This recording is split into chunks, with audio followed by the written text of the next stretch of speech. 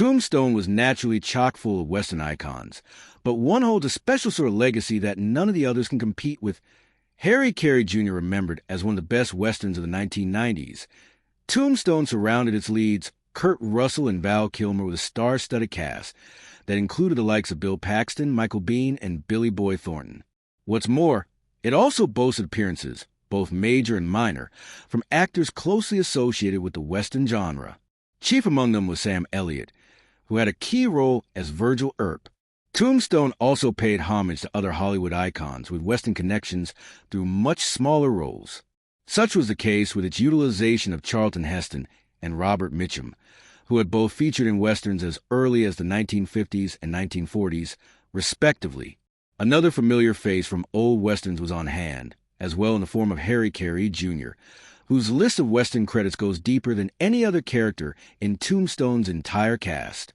In Tombstone, Powers Booth's character, William Curly Bill Brocious, goes on a shooting spree in the middle of the street, prompting a lawman to step up and attempt to stop him.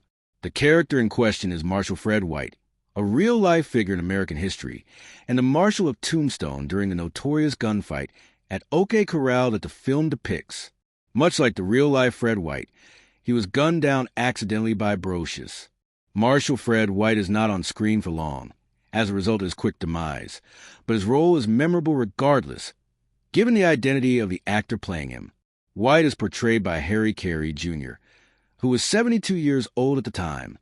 The veteran Western actor had already retired from acting by this point, as he had been inactive since the late 1990s. Yet, the actor was seemingly convinced to return for Tombstone, albeit only for a cameo.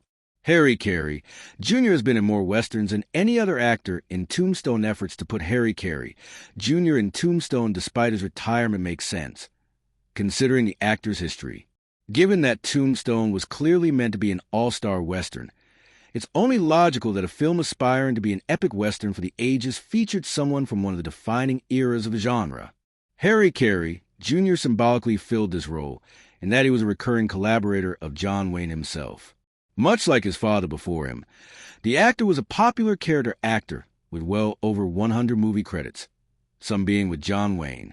The pair's shared appearances ultimately totaled up to 9 films between 1948 and 1973 that, appearing in several John Wayne movies on its own, is what defines Carey's legacy as a Western legend.